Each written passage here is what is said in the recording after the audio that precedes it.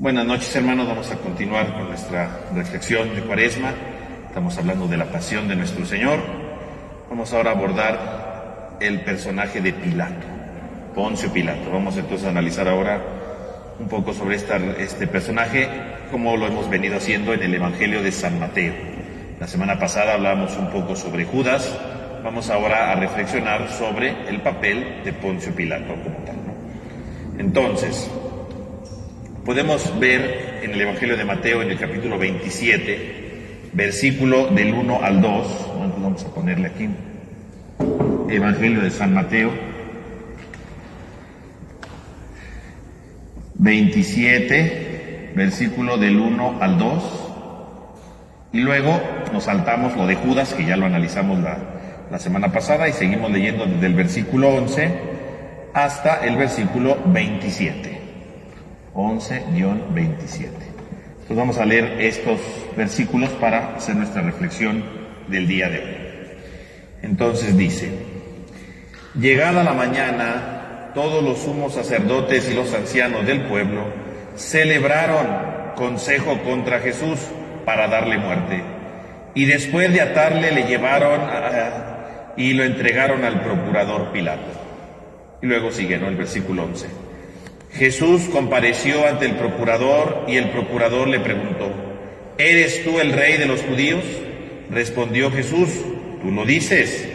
Y mientras los sumos sacerdotes y los ancianos le acusaban, no respondió nada.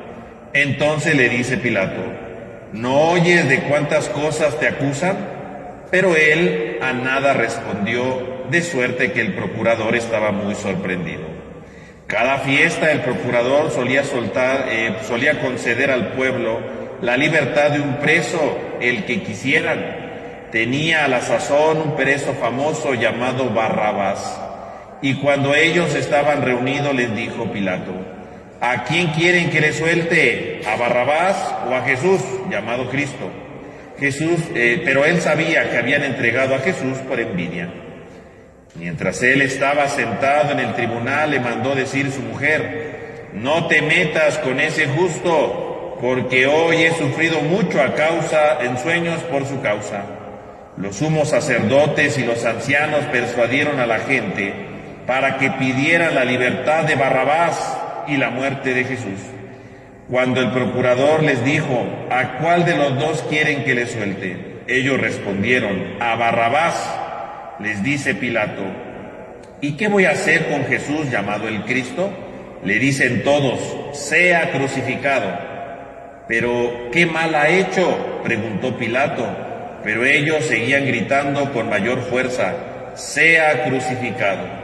Entonces Pilato, viendo que nada adelantaba, sino que más bien promovía el tumulto, tomó agua y se lavó las manos delante de la gente, diciéndoles: inocente soy de la sangre de este justo, ustedes verán. Y todo el pueblo le respondió: su sangre sobre nosotros y sobre nuestros hijos. Entonces le soltó a Barrabás, y Jesús, después de azotarlo, se le entregó para que fuera crucificado. Muy bien, pues ahí tenemos el relato del Evangelio de Mateo, que nos habla un poco sobre este personaje Pilato. Entonces, recordemos, ¿verdad?, habíamos visto ya en sesiones anteriores, ¿verdad?, hace 3 sesiones, Jesús es juzgado con el Sanedrín, ¿no? Luego viene la escena de Pedro, de Judas, ¿no? Y entonces lo llevan con Pilato.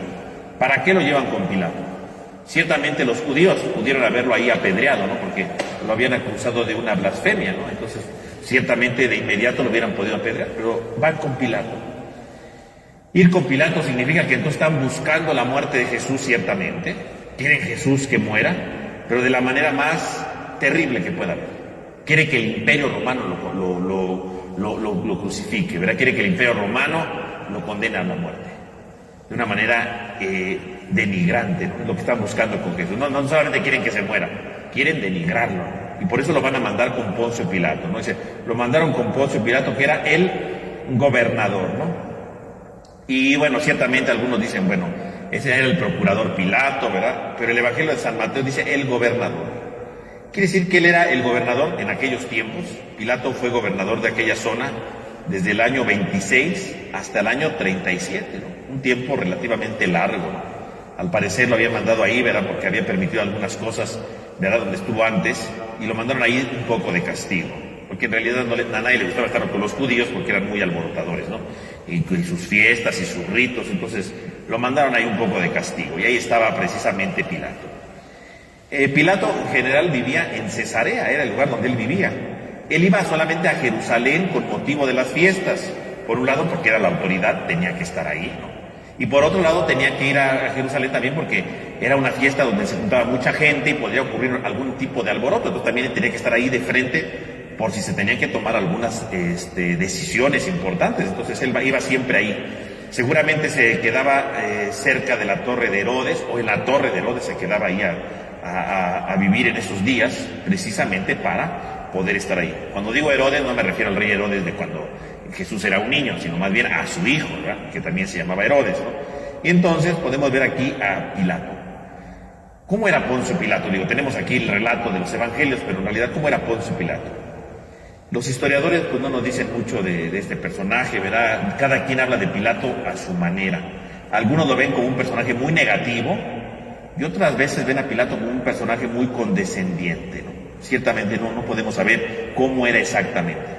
Lo cierto es que sí era un personaje enérgico, un gobernador enérgico, y que si bien a veces tenía algunas consideraciones, a veces no. A veces imponía las cosas, ¿no? Como cuando se narra, ¿verdad?, que construyó ahí un acueducto y mandó poner unas estatuas y bueno, un relajo ahí, ¿no? Porque había puesto imágenes que no se deben de poner. Pero sí a veces no era muy considerado, a veces llegaba incluso a ser un poco brutal, ¿no? Sin sensibilidad a la religión, ¿no? Propiamente era un personaje rudo, ¿no? Por lo que se puede ver, aunque no podemos terminar de verlo. La manera como lo presentan los evangelios, pues cada evangelio nos lo presenta de manera distinta, ¿no? Si ustedes hacen una comparación entre los evangelios, van a ver cómo Pilato tiene diferentes rostros o diferentes actitudes. Cada evangelista le va dando su propia pincelada, por eso los evangelios no nos dicen exactamente cómo era Poncio Pilato, no lo dicen, se nos desborda totalmente. Y entonces, llevan a Jesús ahí, ¿no? Dice, Jesús compareció ante el procurador, ante el gobernador, y el gobernador le preguntó, ¿eres tú el rey de los judíos? Y Jesús le respondió, si tú lo dices. Quiere decir que Poncio Pilato ve en Jesús que él era el rey de los judíos. ¿Por qué le dice que sí es el rey de los judíos? Este título, rey de los judíos, es muy interesante, porque justamente cuando le pregunta a Pilato, ¿tú eres el rey de los judíos?, está diciéndole la causa de su acusación, de qué lo están acusando. ¿Qué significa el rey de los judíos? ¿Por qué le está diciendo el rey de los judíos? ¿A qué se refiere con esto? Rey de los judíos, ¿verdad?, era un título que se usaba en aquel tiempo precisamente para una especie como de rebelde político, ¿no? Que va en contra del imperio, ¿verdad?, que va en contra de los gobernadores de aquel momento, ¿no? Ese es el rey de los judíos, ¿no? El que va en contra de algo, ¿no? Propiamente dicho, ¿no? A eso se refiere, ¿no? El rey de los judíos. Eso es a lo que se refiere ahí. Tú eres el rey de los judíos, significa, te trajeron aquí porque tú eres un alborotador, ¿no? Te trajeron aquí porque eres un rebelde. Te trajeron aquí porque estás en contra del gobierno, ¿no? Es eso. Por eso le pregunta, ¿eres tú? Como diciéndole, tú eres un rebelde, tú eres esto, porque obviamente Pilato, como lo va a decir el texto, no creía que fuera culpable, ¿no? O sea, cuando ve a Jesús así, su forma, ¿verdad? Es obvio que Pilato, pues, es un hombre que ha estado en el gobierno, que le ha tocado rebeliones, que ha visto muchas cosas. Cuando ve a Jesús, obviamente él ve que no es un rebelde, ¿no? Así como se lo están acusando, no lo es, ¿no? Por eso le pregunta, ¿eres tú de verdad? ¿Tú eres rey de los judíos? O sea, ¿de verdad tú eres un alborotador político? ¿De verdad? Porque quiere que él no lo ve así, ¿no? Él no está de acuerdo con eso. Y entonces podemos ver que Jesús le contesta, si tú lo dices. Fíjense que Jesús no contesta que sí o que no. Porque ciertamente rey de los judíos para Pilato significaría, por un lado, un revoltoso político. Pero bueno, desde el punto de vista bíblico, teológico, rey de los judíos significaría el Mesías, ¿no? El Salvador, el heredero de David, ¿no? Y ciertamente Jesús en ese sentido sí es el rey de los judíos, en el sentido que es el heredero de David, el que ha cumplido las profecías de antiguo, ¿no? Que había aparecido en el segundo libro de Samuel, ¿no? 7:14, ahí lo dice, ¿no? Que Dios le va a construir una casa, hablando de un Salvador, de un Mesías que vendrá en el futuro. Jesús es este rey, ese sí es el rey de los judíos, no en el sentido político, ¿verdad?, un rebelde, pero sí teológicamente, ¿no? Sí bíblicamente, ¿no? El que cumple las profecías. Pilato lo ve como un hombre indefenso, ¿no? Y entonces le dice, ¿de verdad tú eres el rey de los judíos? Si tú lo dices. Fíjese que Jesús no le dice que sí o que no. Le dice si tú lo dices, si tú lo dices. Quiere decir que el juicio no lo está haciendo Jesús. El juicio se lo deja a Pilato. Jesús no va a tomar la responsabilidad de Pilato, porque Jesús le dice, sí soy rey de los judíos, Pilato puede decir, bueno, lo voy a condenar porque dijo que sí. Si Jesús hubiera dicho, no, yo no soy el rey de los judíos, está mal, Pilato pudo haber dicho, no, tú eres inocente, ¿no? Y lo dejamos libre, ¿no? Lo dejamos libre. Pero Pilato hubiera decidido a partir de lo que Jesús decía. Jesús no viene a tomar decisiones por nosotros. Cuando le dice, si tú lo dices eso, tú tienes que tener la responsabilidad. Lo que pase aquí es tu responsabilidad, no es mía. La decisión que tú tomes no es por lo que yo digo. La decisión que tú tomes es por ti mismo, si tú lo dices. Si tú lo dices, si tú dices que soy rey de los que nos condenan a muerte, pero me vas a condenar porque tú lo dijiste. No vayas a decir con que yo lo dije, ¿no? No vayas a decir que porque otros lo dijeron, no. Tú lo dices. Fíjese cómo toda la responsabilidad se le está dejando precisamente a Pilato, ¿no? Si tú lo dices, si tú lo dices, eres tú finalmente esto, ¿no? Eres tú el que sabes, ¿no? Como tú quieras, ¿no? Tú sabrás lo que espera, ¿no? Tú sabrás lo que va a venir, ¿no? Es una respuesta que podemos decir que Jesús deja abierta, ¿no? Que exige, obviamente, una explicación, pero ya para Pilato, ¿no? Le deja la responsabilidad a Pilato. Y esto nos podría hacer pensar el día de hoy, cuántas veces nosotros, también nosotros, a veces queremos que otros tomen decisiones por nosotros, ¿no? A veces queremos que lo que otros digan, ¿no? Nosotros tenemos que ser responsables, de lo que nosotros decimos, de nuestras palabras, nosotros. A veces queremos que otros digan lo que yo quiero que digan, que yo haga, ¿no? No, yo soy libre. Jesús, fíjese cómo respeta la libertad de Pilato. Si tú lo dices, tú eres aquí el gobernador, tú eres aquí el que mandas, pues entonces toma tu papel de gobernador, toma tu papel de líder, ¿verdad? Toma ese papel y sé responsable de tus juicios. Y así Jesús también nos lo dice a nosotros, ¿no? Sé responsable de los juicios, si tú lo dices. A veces nosotros no queremos tomar, ¿verdad? Decimos, ¿por qué hiciste eso? Es que me dijeron, es que aquello. No, tú tienes que tomar tus decisiones.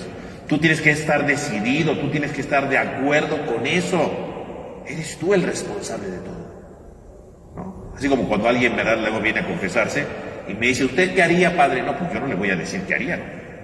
Yo no le voy a decir, pues haga esto, haga lo. ¿Qué tal si lo que yo le digo no convenía? ¿Qué tal si le digo, no, usted desquítese, no, usted haga esto, usted haga lo otro? Yo lo hice porque el padre me dijo, no, yo no digo nada. Alguien puede venir aquí a que yo le diga algo, puede venir a pedirme un consejo, ¿verdad?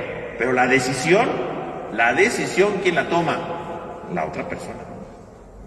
Y cuando alguien se confiesa, yo no le voy a resolver la vida. Si tiene que tomar una decisión, la decisión la toma esa persona. Padre, ¿le digo a mi hijo o no le digo? No, usted sabrá, mire, yo le puedo presentar la panorámica, mire, de lo que usted me dice, pues puede pasar esto, puede pasar lo otro, pero la decisión es de usted. Porque si usted toma una mala decisión, no me va a venir a decir, por su culpa. No, por mi culpa no, pues usted tomó la decisión. Y siempre se lo digo, ¿verdad? Usted tómela. Yo no puedo decirle qué le corresponda. Usted tómela. Quiere decir que nosotros tenemos que ser conscientes de las decisiones que debemos de tomar. Nosotros somos responsables de esa decisión. Nosotros, de nuestros actos, de nuestras acciones, de nuestras palabras, nosotros somos los responsables.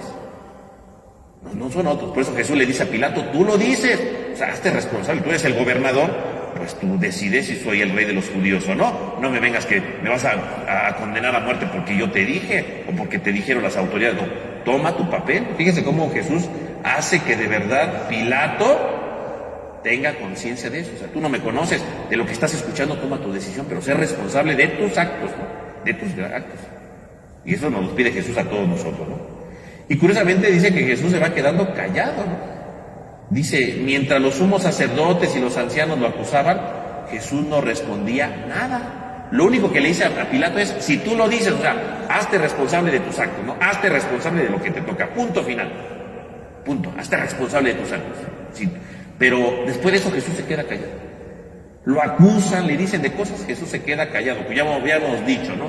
Jesús no va a contestar a mentiras, ¿no? Jesús no va a contestar a insidias. Jesús es recto siempre, ¿no? Pero aquí, en este pasaje, también podemos ver el silencio como un eco de otro pasaje bíblico, ¿no? Dice el profeta Isaías, en el capítulo 53, versículo 7, fue oprimido y él se humilló y no abrió la boca, como un cordero que era llevado al matadero. Como una oveja ante los que lo trasquilan se queda muda, tampoco él abrió la boca. El profeta Isaías, ¿verdad?, en el capítulo 53, está hablando del llamado cántico del siervo, era el cuarto cántico, y dice que este siervo que está siendo golpeado, ¿verdad?, que está siendo herido, dice, este siervo se queda callado. Fue oprimido, fue humillado, pero él quedaba callado, como un cordero que va llevado al matadero, callado. Sabe que lo van a matar, pero él no dice nada, no se defiende. Como al que lo trasquila, se queda mudo. Entonces, esta idea de que Jesús se queda mudo, por un lado, ante los sacerdotes, ¿verdad?, y sus acusaciones, por un lado quiere decir que Jesús no le sigue esos juegos, pero también puede ser un eco de este siervo doliente, porque Jesús en la cruz, y los primeros cristianos hicieron desde muy temprano esta relectura, ¿no? El siervo del profeta Isaías se cumple en Cristo, y si el siervo guardó silencio, Jesús también guardó silencio, llevado a la cruz, llevado a la muerte, en silencio. O sea que Jesús está cumpliendo esta profecía. Entonces este silencio lo podemos ver también desde esta lectura, ¿no?, del siervo doloroso, ¿no?, que guarda silencio, ¿no? Y entonces podemos ver cómo le empiezan a decir de cosas, y Pilato le dice, ¿no oyes de cuántas cosas te acusan? Pero no responde nada. Jesús se queda callado. O sea, Jesús ya no va a decir nada, porque la responsabilidad, como decíamos, le toca a Pilato. Y por otro lado, él es el siervo doliente, que está mudo, que no va a decir nada. Dice, de tal manera que Pilato se quedaba sorprendido. Fíjese cómo los sacerdotes hablan y dicen y todo. Y por primera vez Pilato ve a un hombre que no se defiende. Porque por naturaleza todos nos defendemos, ¿no? Si hablan mal de mí, si dicen cosas malas de mí, ¿verdad?, pero yo me defiendo, digo, no seas mentiroso, ¿verdad? Le digo 2 que 3, ¿no? Pero no, él se queda callado como si nada. O sea, Pilato se queda sorprendido porque este hombre no contesta como los demás, ¿no? Algo está mal aquí, ¿no? O sea, por eso Pilato, si ya tenía la idea de que era inocente, pues todavía lo sigue reforzando. Dice, es que aquí está algo mal, ¿no? O sea, esto no es normal, ¿no? Esto no es normal. Y Pilato se está dando cuenta, porque de todo lo que dicen los sacerdotes, que obviamente no nos narra San Mateo de que tanto están hablando, que tanto están cuchicheando ahí, pero fíjense qué interesante, porque dice que todo lo que le dicen a Pilato, Pilato no se lo cree.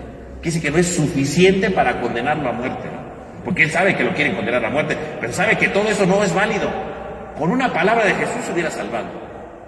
Pero es que Jesús no se va a salvar a sí mismo. Si no va a morir crucificado, es cosa de Pilato. Tiene que tomar su responsabilidad, ¿no? Fíjese cómo hablan y hablan y hablan, y sin embargo Pilato se da cuenta que no hay sustento, pero Jesús se queda callado. Esto también nos puede enseñar algo más, ¿no?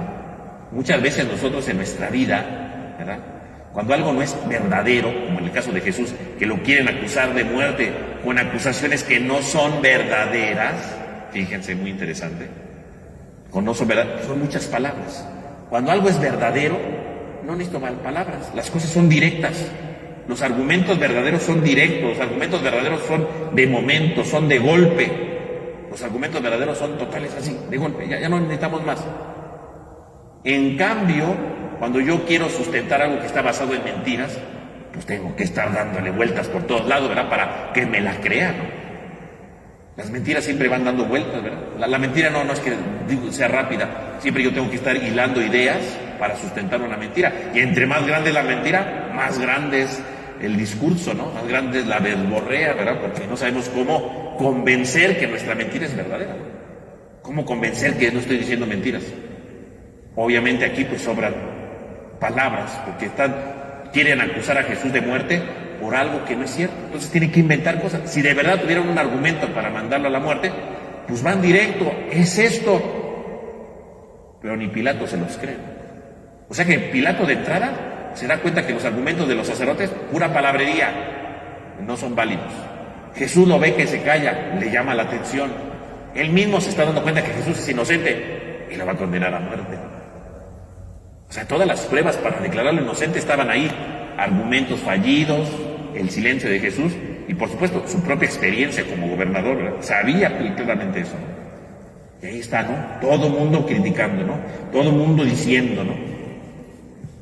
En el fondo los sacerdotes, como decíamos al inicio de todo esto, ¿no?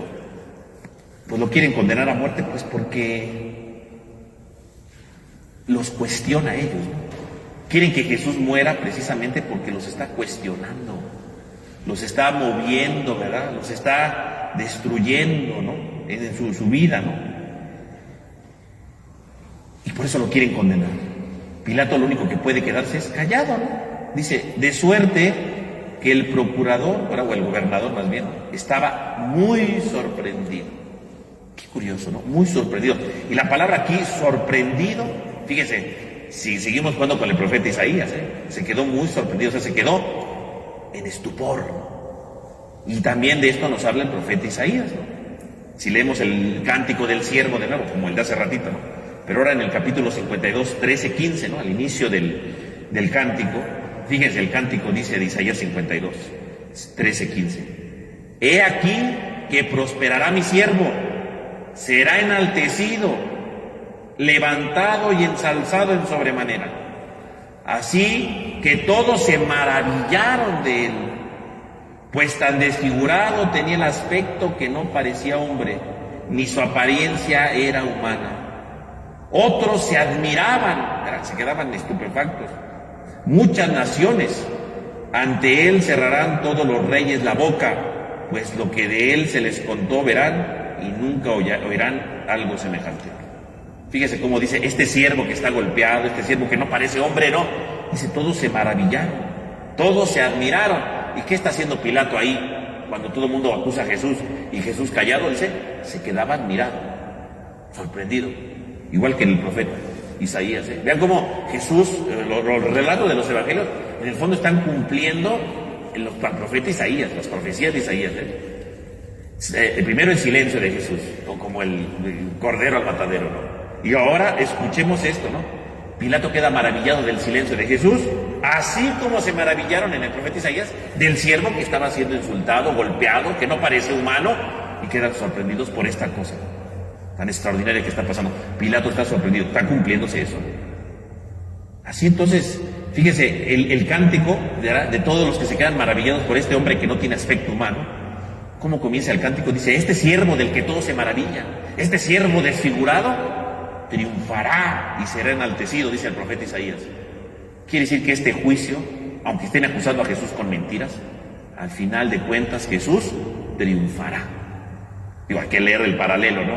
El evangelio está diciendo que Pilato queda asombrado, el profeta Isaías dice que se asombraron, pero ¿qué dice de este siervo del que todos se asombran? Que va a triunfar. Por lo tanto, Jesús va a triunfar. O sea, en el fondo, San Mateo está diciéndonos desde el principio, antes de que lo mande a la cruz, ya está diciendo, Jesús va a triunfar. Jesús no será derrotado, Jesús no será echado a ningún lado, Jesús triunfará. Jesús triunfará, está anunciando su triunfo de antemano, ¿no? Ahí está Jesús. San Mateo entonces está tratando de acercarnos al triunfo antes de que lo condenen a muerte. Ahí está, ¿no? El triunfo. Como Pilato no sabe cómo soltar a Jesús, que bueno, pues si era el gobernador, él hubiera podido soltarlo. Pero Pilato, pues ante todo, pues es gobernador. Pilato ante todo es un político, es un político ciertamente Pilato. Y Pilato sabe lo que conviene y lo que no conviene. Pilato lo sabe. Y Pilato lo que ciertamente quiere en primer lugar es imponerse sobre los sumos sacerdotes.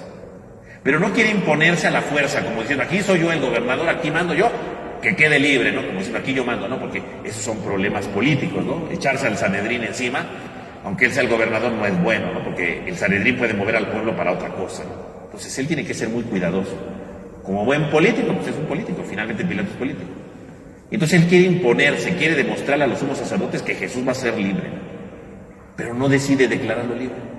Y entonces va a seguirles el juego, y es entonces cuando aparece el caso de Barrabás, ¿no? Cada fiesta el gobernador solía concederle al pueblo la libertad de un preso que ellos quisieran. Y tenían ahí a un preso famoso llamado Barrabás. Cuando ellos estaban reunidos, les dijo Pilato, ¿a quién quieren que le suelte? ¿A Barrabás o a Jesús, llamado el Cristo, ¿no? Ahora, verá, Pilato, para salvar a Jesús, curiosamente, pone delante de ellos a Barrabás. Dice, a ver, voy a soltarlo, voy a demostrar que, voy a fastidiarle la vida a los sumos sacerdotes. ¿Cómo se los voy a fastidiar? Soltándoles a Jesús y me voy a imponer sobre ellos. Y entonces dice, pues, si les pongo un asesino, ¿no? Y a Jesús, ¿verdad? Que es un hombre bueno, pues obviamente la gente, ¿a quién va a pedir la libertad? Nadie pide la vida de un asesino, ¿no? Uno pide la vida de alguien bueno. Dice, voy a soltar a Jesús, y ni modo, pues solté a Jesús porque el pueblo dijo. Así no se los echa de enemigos, porque se defienden el pueblo. O sea, es un político. Finalmente Pilato, por un lado, quiere ser muy impositivo, pero no es político, tiene que mover las cosas bien, ¿no? Y entonces vemos precisamente, ¿no?, que va a soltar a un hombre, ¿no? A Barrabás. ¿Qué quiere decir Barrabás, no? Porque aquí el nombre Barrabás tiene un significado muy importante, ¿no? Porque a veces pues, estamos acostumbrados a escuchar hablar de Barrabás, ¿no? El nombre Barrabás viene del hebreo Bar-Abá. Bar-Abá. Hijo del Padre. Hijo del Padre. Eso quiere decir Barrabás. El Hijo del Padre. Eso quiere decir Barrabás. Hijo del Padre. Bueno, algunos dicen que también puede ser el hijo del maestro, ¿no? Algunos dicen que también podría significar esto, ¿no? Barrabás. ¿Pero qué quiere decir hijo del Padre? Hijo del Padre quiere decir, pues una expresión para decir cualquier hombre, cualquier cosa. Así como alguien dice hoy día, ¿no? Un hijo de vecino. ¿Qué quiere decir un hijo de vecino? Pues cualquier pelafustán, ¿no? Cualquier personaje, ¿no? Eso quiere decir Barrabás. Entonces tenemos ahí a Jesús, el Cristo, y Barrabás. Cualquiera, un cualquiera. Entonces, a ver, ¿a quién quieren que le suelte? ¿A Jesús? ¿O a algún hijo de cualquiera? Incluso, ¿verdad? En nuestras Biblias aparece así, ¿no? Que había un hombre llamado Barrabás. Pero hay algunos manuscritos antiguos, ¿verdad? Antiguos, que donde Barrabás tiene nombre, aparte de Barrabás. Y le ponen por nombre Jesús. Hay unos manuscritos que dicen, había un hombre llamado Jesús Barrabás. Y es muy interesante porque esos manuscritos, aunque no han sido el consenso de la mayoría y por eso en la Biblia no aparece, en su Biblia no va a aparecer, pero existen manuscritos donde parece que hay una controversia, porque si se dan cuenta, está jugando con los nombres. Dice, había un Jesús Barrabás y había un Jesús el Cristo. O sea que Pilato les va a poner enfrente a dos Jesús, ¿no? ¿A quién quieren que le suelte? ¿A Jesús el Barrabás? ¿A Jesús el cualquiera? ¿O a Jesús el Cristo? ¿A cuál es suelto? ¿A cuál es suelto? ¿Verdad? Va a ponerse ya a jugar con la gente, ¿no? ¿Cuál es suelto? Entonces, algunos manuscritos hablan de Jesús Barrabás, pero bueno, no es el consenso, la mayoría no lo considera bien, y por eso en sus Biblias nunca van a encontrar el nombre de Jesús ahí. Pero hay algunos, y si se aceptara, ¿verdad? Aceptáramos esa traducción de Jesús Barrabás, es muy interesante porque entonces Pilato está jugando con dos Jesús. ¿A cuál Jesús quieren que le suelte? ¿Al Jesús Barrabás o al Jesús el Cristo? Fíjense cómo es interesante, ¿no? Si se hubiera conservado en las Biblias eso, el juego de palabras es muy interesante, ¿no? Pero bueno, pues no se conserva. Pero se los cuento aquí para que no digan que no se los contempla. Y tengan ahí una cosa que contar a sus amigos, ¿verdad? En Viernes Santo. Entonces tenemos ahí dos Jesús, ¿no? Podría ser, ¿no? Y entonces, ¿verdad? Dicen, ahí estaba Jesús con Barrabás. Entonces, con esto, pues Pilato está jugando a la mentira, ¿verdad? Está jugando ahí a la política. Y entonces aparece un texto que solamente aparece aquí en el Evangelio de San Mateo. Aparece un enviado de la mujer de Pilato. Si ustedes leen los otros evangelios, la mujer de Pilato ni aparece, ni sus luces, ¿eh? Pero aquí sí, aparece la mujer de Pilato. Y le manda a decir a Pilato, no te mezcles con el asunto de este justo, porque hoy por su causa tuve un sueño que me hizo sufrir mucho. Fíjense cómo entonces aparece ahora la mujer de Pilato pidiendo que libere a Jesús. Qué curioso. Pilato sabe que Jesús es inocente. Pilato no es judío. Pilato es pagano. Ahora aparece su mujer, bueno, el enviado de la mujer, pidiendo que lo suelte. Es pagana también, no es judía. Fíjense, esto es muy interesante, porque entonces aquí San Mateo trata de dar a entender otra cosa. Por un lado, ¿verdad? Que la mujer aparezca, pues nos habla de las mujeres romanas, que a veces, ¿verdad? En la clase media o en la clase alta tenían cierta predilección por los judíos o por los condenados, ¿no? Puede ser un reflejo de estas situaciones. Lo cierto es que la mujer de Pilato dice, ¿verdad? Dice, tuve un sueño que me hizo sufrir mucho. Tuve un sueño. ¿Y qué representan los sueños en la Biblia? Porque aquí eso es muy importante. Usted recuerda leer el Evangelio de San Mateo, al inicio todo comienza con un sueño, ¿no? Cuando José se entera que la Virgen está embarazada, ¿verdad? María está embarazada, planea dejarla en secreto, y entonces Dios le habla en un sueño. Dios se comunica por medio de sueños. Y ahora el sueño, ¿quién lo tiene? No lo tiene un judío, lo tiene una mujer pagana. Quiere decir que Dios está entrando en contacto con los paganos. Quiere decir que los paganos también pueden salvarse, que Dios entra en contacto con ellos. Y la esposa de Pilato, que es pagana, está entrando en contacto con Dios. Y esto ya lo habíamos visto también, bueno, se ve también más bien, desde el principio del Evangelio. Si ustedes recordarán aquel famoso pasaje, ¿verdad?, de los magos de Oriente, ¿no?, en el capítulo 2 de San Mateo. ¿Quiénes son los que reconocen a Jesús?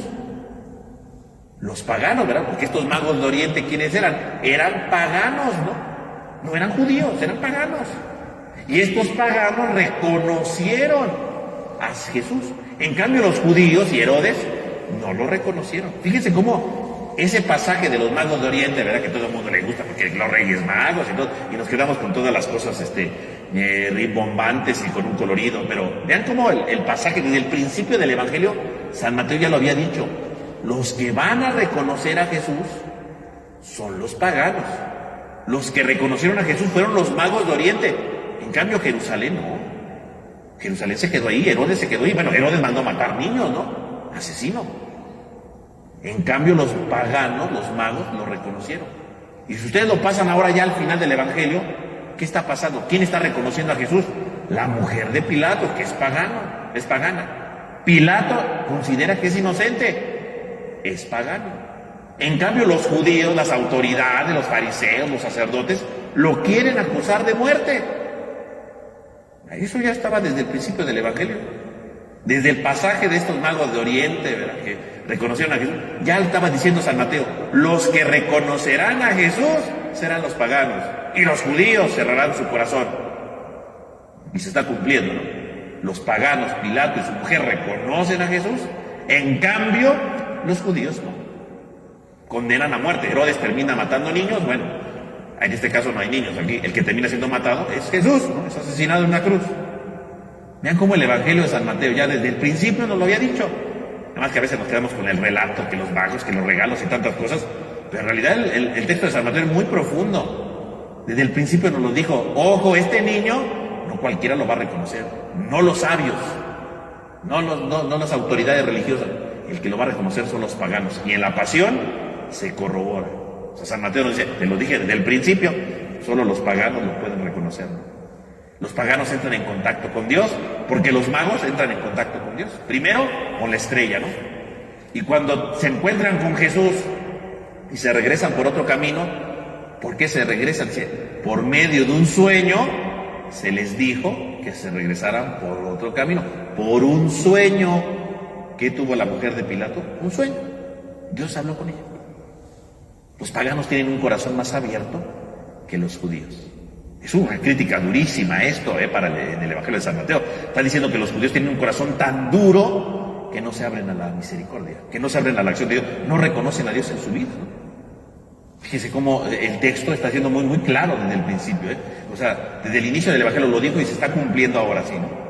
Pues la mujer de Pilato entonces aparece como un testigo a favor de Jesús para que sea liberado de Jesús, ¿no? Para que pueda salvarse, ¿no? Su mensaje, por lo tanto, ¿verdad?, trata de ser de salvación, pero obviamente pues no cambia nada, porque finalmente Pilato lo va a condenar a la muerte. ¿Por qué? Pues porque lo decíamos, ¿no? Aunque Pilato sabe que es inocente, su mujer ya se lo dijo, Pilato le está jugando al político, ¿no? Y entonces él va a llevar toda la política hasta las últimas consecuencias, ¿no? Es esto, ¿no? Entonces es contradictorio, pero bueno, Pilato tiene que ser fiel a sus cosas, ¿no? A sus conveniencias políticas, ¿no? Y entonces, dice el texto de San Mateo, ¿no?, los sumos sacerdotes y los ancianos lograron persuadir a la gente para que pidiera la libertad de Barrabás y la muerte de Jesús. Entonces va a venir el juicio, ¿verdad? Cuando los va a poner ahí, ¿verdad? ¿A quién escogen? ¿A Barrabás o a Jesús? ¿No? Y hasta ahí va a estar jugando Pilato con la gente. Pero dice San Mateo, van a escoger a Barrabás porque las autoridades van a motivar, van a incitar que suelten a Barrabás, ¿no? Ese es el problema de fondo, ¿no? Y entonces podemos ver entonces cómo estas autoridades, que por ejemplo no detuvieron a Jesús en las festividades, no lo detuvieron en público, pero ahorita ya lo detuvieron. Ahora van a usar van a manipular a la multitud para que condenen a Jesús. Y la van a condenar. Y esto nos enseña entonces algo muy importante. Las multitudes son peligrosas. Porque las multitudes hacen que la persona pierda su individualidad y se convierte en un todo, ¿no? en una sola realidad. Y si le dicen que pida la muerte de Jesús, la van a pedir. Las multitudes son engañosas, ¿no? Porque esas multitudes son las mismas que le dijeron a Jesús cuando entró a Jerusalén, ¿no? Hosana al hijo de David, ¿no? Muy contentos, ay, llegó Jesús. Y uno dirá, ay, qué popular es Jesús, mira cuánta gente lo está alabando. Pero las multitudes son peligrosas, porque hoy le gritaron Hosana y mañana le gritan que lo crucifiquen. La multitud no tiene identidad, la multitud es peligrosa. Los evangelios lo dicen siempre. Sobre todo el evangelio de Marcos. Ustedes leen el evangelio de Marcos, la multitud es peligrosa, ¿no? Como el pasaje aquel del paralítico, es en el evangelio de Marcos, ¿no? Pero en el paralítico no dice que cuando van a llevar al paralítico, ¿por qué no pueden llegar hasta Jesús? Porque la multitud se lo impedía. La multitud es peligrosa, la multitud te puede hacer que no te acerques a Dios, ¿eh? San Marcos es un gran crítico de la multitud. San Mateo es heredero de esto, que no lo desarrolla igual, pero es heredero de esto. La multitud es peligrosa.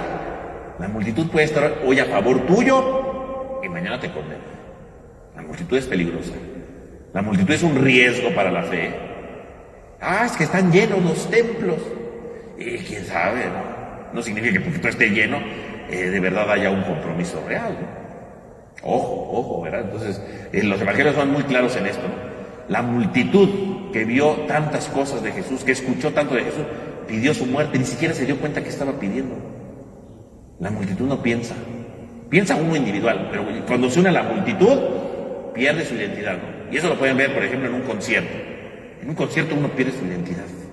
Porque la misma multitud, ¿verdad? En la misma emoción de un concierto, gritan, dicen, toda la multitud se mueve al unísono. Porque la misma multitud te va moviendo, ¿no? Eso es psicológico, ¿eh? La misma multitud te obliga a gritar, te obliga a hacer, porque te pierdes tu propia conciencia, tu individualidad, para unirte a la multitud. Uno te puede preguntar, ¿por qué gritaste? Pues estaba muy emocionado. ¿Pero quién te emocionó? Pues la multitud te emocionó. O sea, se va perdiendo su identidad. Y perdieron la identidad aquí. Fueron capaces de escoger a Barrabás y no de escoger a Jesús. La multitud se dejó guiar por unos cuantos y se dejaron arrastrar, ¿no? La multitud está ahí, ¿no? Ahí pidiendo la libertad de un preso, de un asesino, ¿no? ¿A cuál de los dos quieren que le suelte? Y la gente decía, a Barrabás. Y obviamente el primer sorprendido debió de haber sido Pilato, ¿no?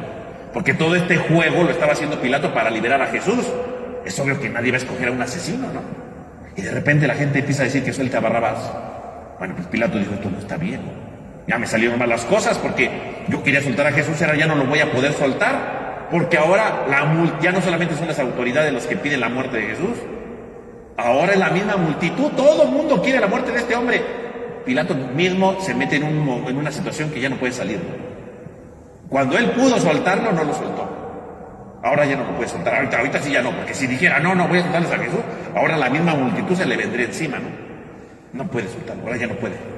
Se le va de las manos todo, ¿no? Por eso inmediatamente Pilato, cuando dice que sea crucificado, Pilato dice, ¿pero qué hizo? O sea, Pilato todavía sigue sorprendido que pida la muerte de Jesús. Pilato no entiende cómo es posible que pida la libertad de un asesino y no pida la libertad de Jesús, ¿no? Por eso le dice, ¿a quién quieren que le suelte? ¿Pero qué hizo, no? ¿Qué mal ha hecho? O sea, Pilato sabe claramente que no ha hecho ningún mal y le jugó a lo político, ¿no? Y ahora se le fue de la mano. O sea, Pilato se da cuenta que esto es irracional, ¿no? No está pensando la gente, ¿no? Por eso dice, ¿qué mal ha hecho? Pilato quiere que el pueblo entienda, que entienda razones, a ver qué mal hizo, ¿no? Para que la gente piense y diga, pues si es cierto, no ha hecho nada malo, no, ya suéltalo. No, pero la multitud pierde su identidad. Y si la multitud grita embravecida que lo crucifiquen, la multitud no piensa nada. La multitud piensa en la muerte. La multitud perdió su identidad y no va a pensar razones. Aunque Pilato quiere que busquen razones, ¿qué mal ha hecho? Porque qué mal ha hecho, en el fondo significa, piénsenle, piensa, de verdad, o sea, y la multitud no piensa. La multitud ya se convenció que lo mejor es matar a Jesús. La multitud grita, como si nada, ¿no? Se deja llevar por la violencia, ¿no? Eligen a Barrabás, qué curioso, ¿no? Que era violento. Eligen al violento y piden para Jesús la violencia. Es una multitud embravecida por la violencia. Son violentos, gritos que van aumentando en odio contra Jesús, perdiendo totalmente su identidad. Ahora está el odio total, ¿no? El odio sin causa alguna, no tiene ninguna causa, porque cuando Pilato les dice qué mal ha hecho, en el fondo, ¿qué es? Díganme la causa de la muerte, ¿no? La gente no le interesa. Odio, muerte, destrucción, sin ningún tipo de argumento, ¿no? Sin ninguna argumentación. Crucifícalo. Y entonces se queda Pilato, ¿verdad? ¿Qué voy a hacer con este rey de los judíos, no? Crucifícalo. Dice, ¿pero por qué, no? O sea, crucifícalo. O sea, la gente no le importa nada. Pide la crucifixión. Pide la muerte inmediata. Y entonces, verán, Pilato se da cuenta que ya la regó, ¿no? Y ya no puede hacer nada. Dice, viendo que nada adelantaba, sino que más bien promovía el tumulto, y eso ya es peligroso, ¿no? Todo gobernador sabe que si un pueblo se empieza a embravecer, o lo calma, o puede eso salir peor. Y además la fiesta de la Pascua era una fiesta con muchos sentimientos nacionalistas, ¿verdad? De mucha rebeldía a veces.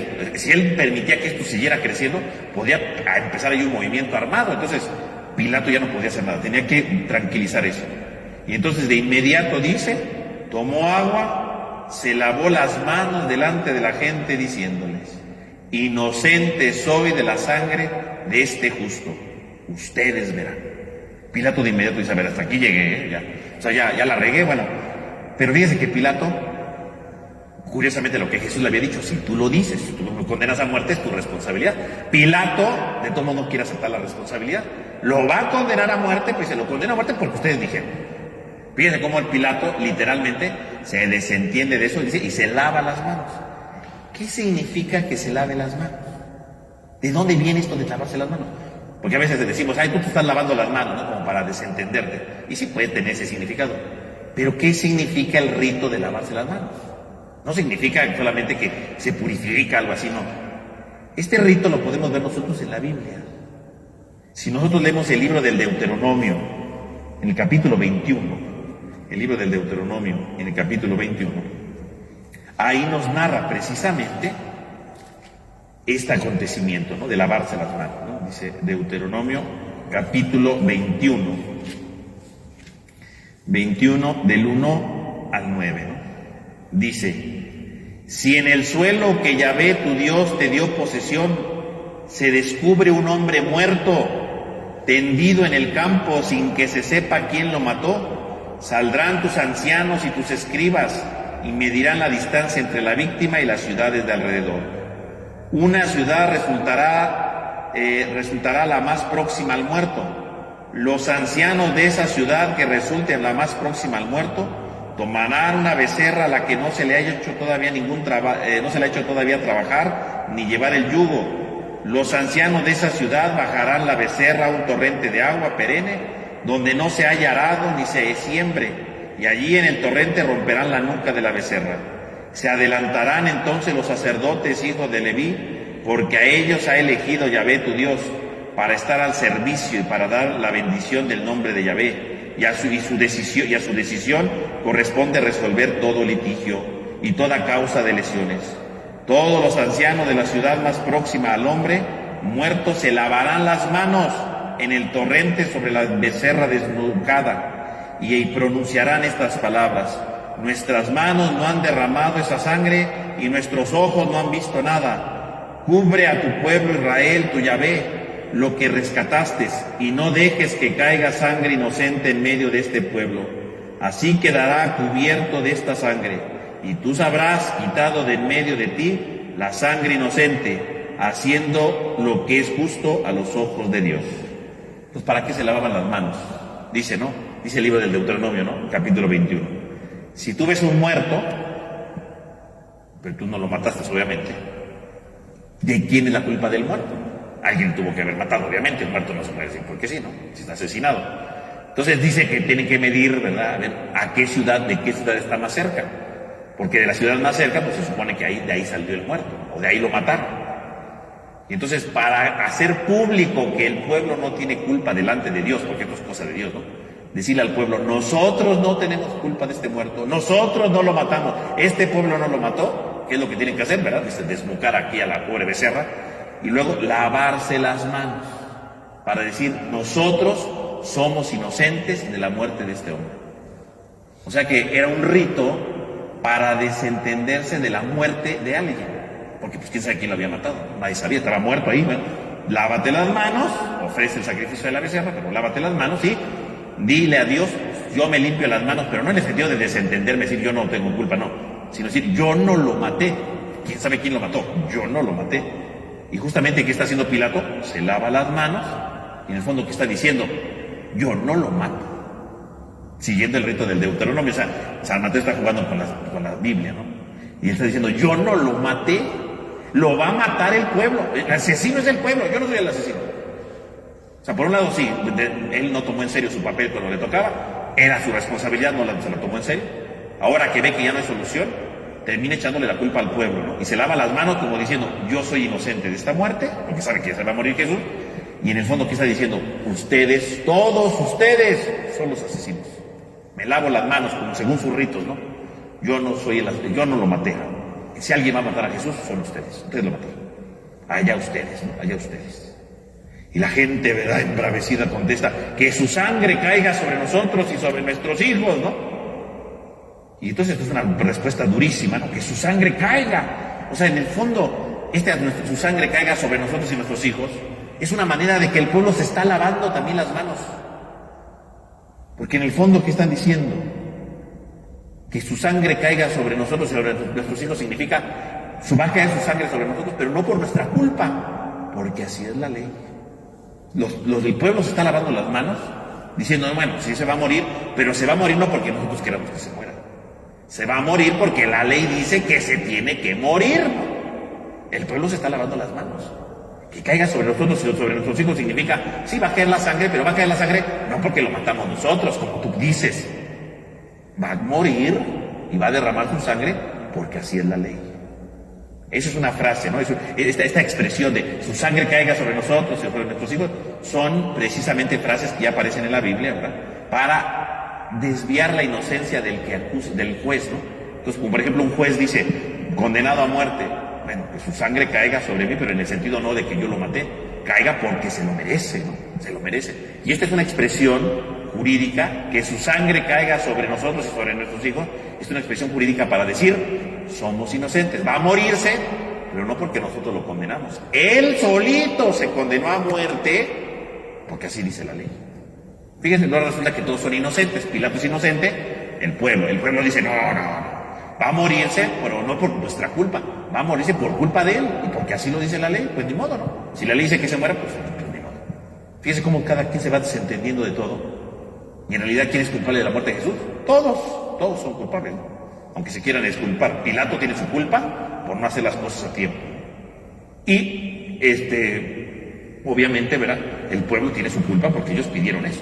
Aunque San Mateo se burla de ellos diciendo, no, se quieren lavar, ¿verdad? Las cosas muy fácil, no, Jesús no muere por la ley, muere porque ellos lo pidieron, ¿no? Y entonces dice el Evangelio, ¿verdad? Termina, ¿no? Entonces le soltó a Barrabás, ¿no? Suelta cualquier cosa, suelta la violencia, y después de azotarlo, se los entregó. Fíjese, ¿a quién se lo entregó? ¿Quién sabe? Porque no dice a quién se lo entregó. ¿A quién? En griego no dice a quién. Se lo entregó, o sea, ahí queda abierto, se lo entregó a los soldados, se los entregó al pueblo, se los entregó a las autoridades, o sea, él lo entrega, se desentiende de todo, ¿no? Él desaparece de escena y lo entrega, que hagan con él lo que quieran, últimamente, ¿no? Y curiosamente dice, después de azotarlo. San Mateo añade esta expresión, después de azotarlo, da a entender que sueltan a Barrabás, a Jesús le dan ahí unos azotes frente a la gente y luego lo suelta para que hagan lo que quieran. Entonces es una flagelación que se hace ahí delante del pueblo, ¿no? En señal de burla, ¿no? De parodia, ¿no? De parte de los soldados, ¿no? Y con eso terminan todas las entregas de Jesús, ¿no? porque desde el inicio, ¿verdad?, del camino a Jerusalén, Jesús había dicho que el Hijo del Hombre iba a ser entregado. Ahora finalmente ha sido entregado. Ahora sí es entregado y será llevado a la muerte. Y con esto, bueno, pues termina, ¿verdad?, la escena de Pilato y vendrá entonces ya la escena de la crucifixión. Y bueno, pues con esto terminaríamos por hoy nuestra sesión, ¿verdad? Ya se acabó el tiempo. El próximo viernes, pues es Viernes Santo, ¿verdad? El Viernes Santo no va a haber clase, ¿verdad? Porque ya de por sí tenemos la reflexión del Vía Crucis, de las 7 palabras, ¿verdad?, la adoración de la cruz. Es un día muy intenso de oración, ¿verdad?, de contemplación. Entonces no vamos a tener propiamente dicho la sesión. Entonces, como la otra semana es Semana Santa, pues vamos a aprovechar la Semana Santa para terminar lo de la Pasión, ¿verdad? Entonces el lunes santo, después de la misa de 7, el lunes santo, después de la misa de 7, vamos a hacer nuestra reflexión precisamente de la Pasión, ¿verdad?, para concluir esto, porque si no, pues ya en Pascua, pues ya que resucitó, ya seguimos hablando de la Pasión, pues no, ¿verdad? Entonces vamos a hacer el lunes santo, Dios mediante, ¿verdad?, a ver si acabo, ¿verdad?, Dios mediante, vamos a tener la reflexión de la Pasión de Cristo. Ya vimos a Pilato, ahora lo que nos toca analizar es toda la escena de la crucifixión, ¿verdad? Entonces, el próximo lunes, después de la misa de 7, vamos a hacer este momento de reflexión, ahora sobre la Pasión, siguiendo la lectura que estamos viendo, ¿no?, de San Mateo. Vamos a hacer ahora la reflexión, ¿verdad?, para poder concluir bien, precisamente, este relato de la Pasión, ¿no? Entonces, porque el viernes que sigue, pues es Viernes Santo, no hay nada, pero haríamos la reflexión de entrada el lunes, ¿no?, el lunes. Y también la otra semana, pues, veríamos el lunes santo, bueno, esto, ¿no?, a ver si termino, ¿no? Y de todos modos también después tendríamos durante la Semana Santa una pequeña cápsula sobre cómo vivir la Semana Santa, ¿no? Ya el miércoles santo vamos a hacer una reflexión sobre cómo vivir la Semana Santa, pues para profundizar y preparar, ¿verdad?, nuestro interior a estos días sagrados, ¿no?, para que lo tomen. Y bueno, entonces aquí terminamos. Pues yo los invito en esta semana a hacer su oración, ¿verdad?, en estos días santos que se vienen con este relato, y a reflexionar, ¿verdad?, poniéndonos con lo que le dicen a Pilato, ¿verdad? 1, si tú lo dices, ¿cuántas veces nosotros no nos hemos hecho responsables de nuestras decisiones y culpamos a otros? Hice esto por esto, hice esto por otro. ¿Cuántas veces? ¿O cuántas veces yo he cambiado a Jesús por Barrabás? ¿Cuántas veces he cambiado a Jesús por cosas que no valen la pena? Porque si Barrabás quiere decir hijo de cualquiera, ¿no? ¿Cuántas veces yo he cambiado a Jesús, lo que vale la pena en mi fe, por cosas que son superficiales, por cosas que no tienen sentido? Yo creo que delante de esto que hoy vimos, pues tenemos estas ideas. Por un lado, ¿cuántas veces no he escogido a Jesús? En segundo lugar, decíamos, ¿cuántas veces no he tomado bien mis decisiones y culpo a otro de lo que yo realizo? Entonces vamos a terminar con una oración. En el nombre del Padre, del Hijo, del Espíritu Santo. Amén. Te damos gracias, Señor, porque nos has reunido en este día.